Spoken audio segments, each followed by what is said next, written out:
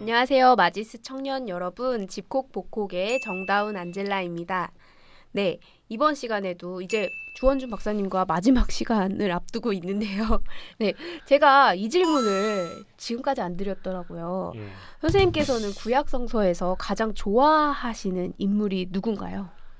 저는 좋아한다기보다 네. 이분이 있어서 다행이다라는 생각이 요즘 드는 분은 모세예요.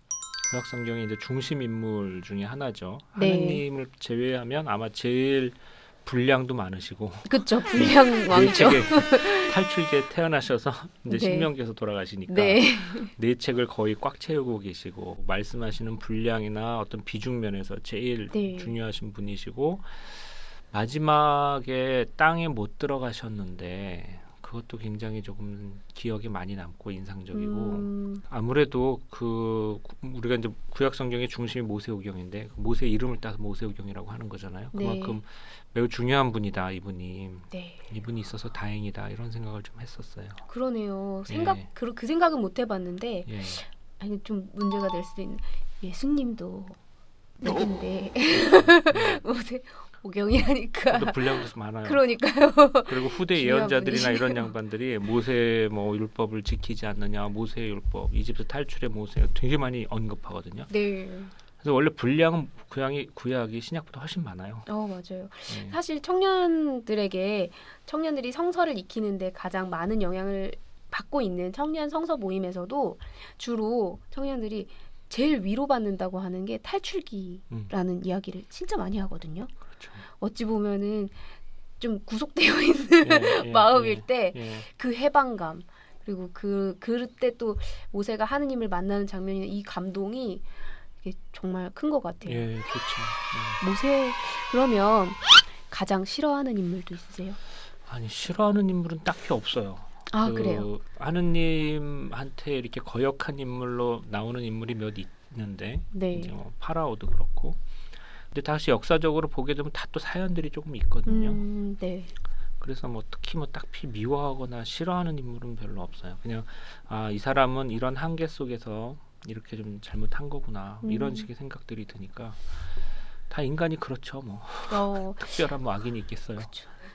이렇게 구약 성경을 읽다 보면 위로도 많이 받고 또 화나는 순간들도 많고 이러는데 아무래도 이 현대를 살아가는 저희들이 느끼기에는 이슈가 좀 부조리하고 좀 불공정한 것 같고 그렇죠. 고도하게 빈부격차나 차이나 이런 예. 것들도 많이 나는 것 같은 이 현실을 살아가는 우리들과도 많이 닮아 있는 것 같아서 그렇죠. 구약 성경이 더 그렇게 느껴지는 것 같아요. 그래서 오늘 준비한 질문이 바로 그래서 이겁니다. 성경 말씀은 늘 겸손, 가난, 희생 그리고 또 고통을 더 선택하고 막 이런 말씀들 그게 꼭 중요한 것처럼 우리를 이렇게 초대를 해서 마음을 좀 고통스럽게 하는데 그게 너무 어렵습니다. 또 그렇죠. 조금만 약한 모습을 내비쳐도 금방 이 우습게 보는 세상에 우리가 살고 있는데 마치 선하고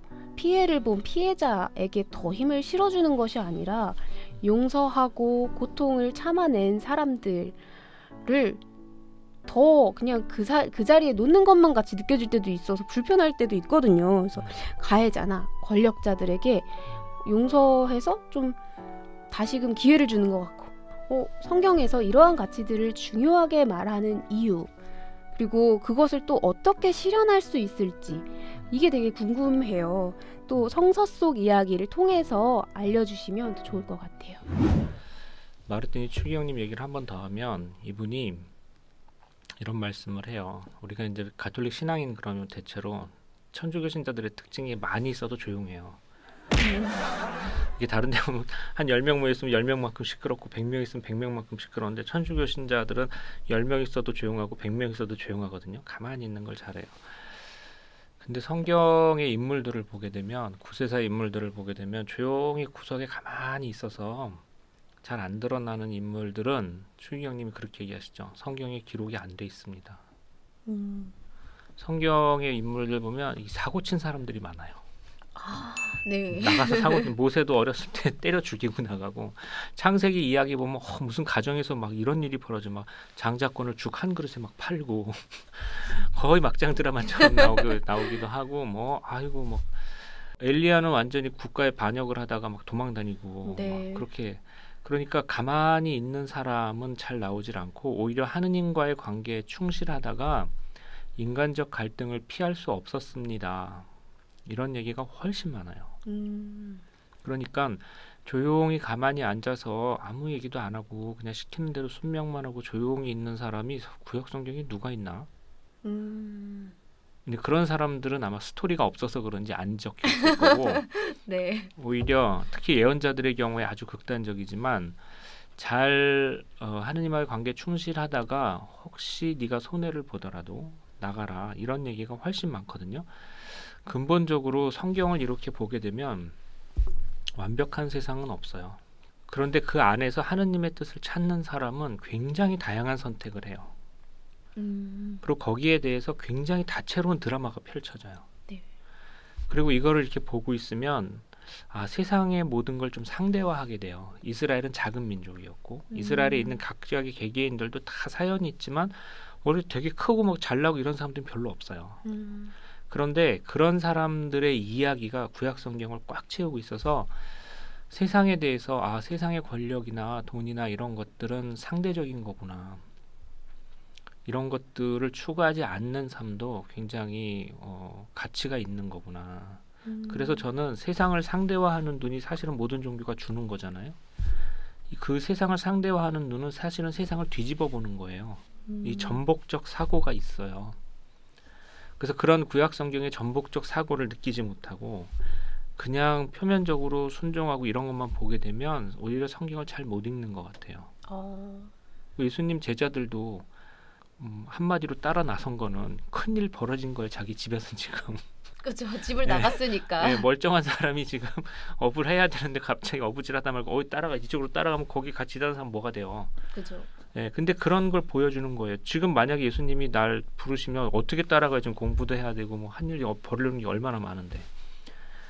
그리고 늘 움직여요. 이 하느님 백성의 특징인데 늘 움직여요. 아브라함도 늘 움직였고 가만히 앉아서 어떤 도시를 하나 점령하거나 어떤 성벽 안에 갇혀 있거나 하는 법이 없어요. 계속 움직여요. 다윗과 솔로몬 때 예루살렘을 점령한 것 외에는 하느님 백성 구약 성경 내내 움직이는데 사이즈도 굉장히 커요.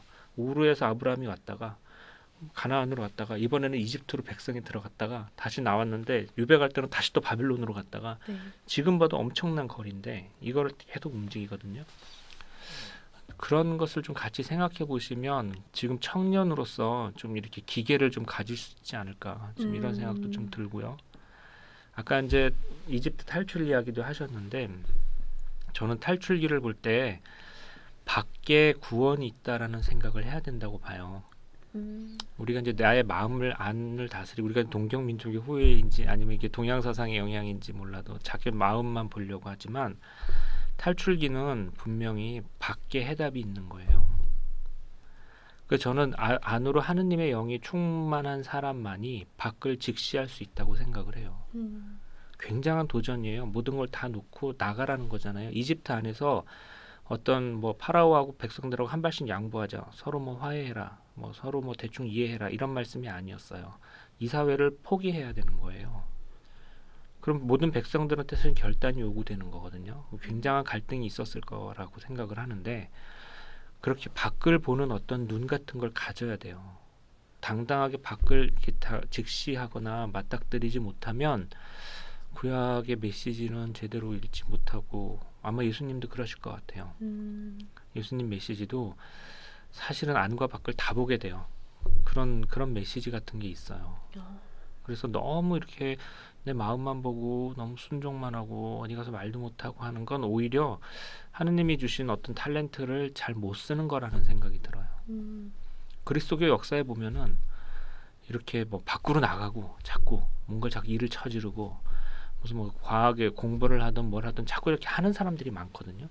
그리고 구약 성경은 그런 사람들의 기록이에요. 그냥 가만히 앉아서 있는 둥 없는 둥 구석에 앉아 있는 사람은 기록도 못 남기고 성경도 얘기를 안 해요. 잘. 네. 뭔가를 자꾸 해야 돼요. 움직여야 돼요. 질문이 그러고 보니까 좀 잘못됐네요. 아니요, 그렇게 느끼기 쉬워요. 저도 그랬어요. 네. 예전에.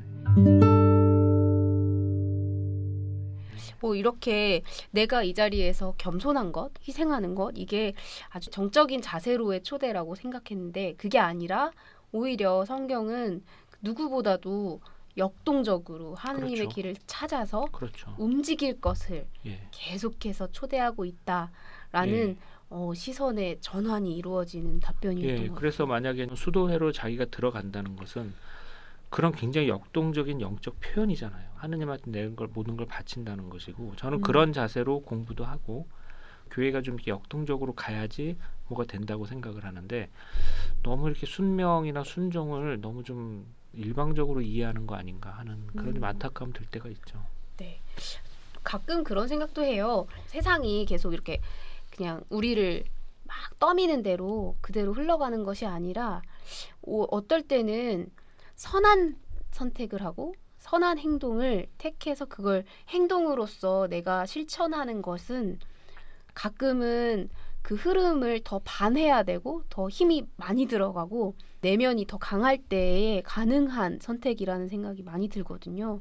어찌 그렇죠. 보면 이런 가치들이 어렵긴 어렵지만 무엇보다도 내 내면의 소리를 듣고 역동적으로 하는 선택이라는 걸 잘 알겠습니다. 되게 그래서 청년들에게 좀 필요한 태도일 수도 있을 것 같아요. 우리들에게. 우리 신앙은 이제 신앙이 무엇이냐 이렇게 물어보면 사랑이다, 온유함이다, 어떤 겸손함이다, 남들을 드러내지 않고 도와주는 것이다. 이런 것 다 맞아요.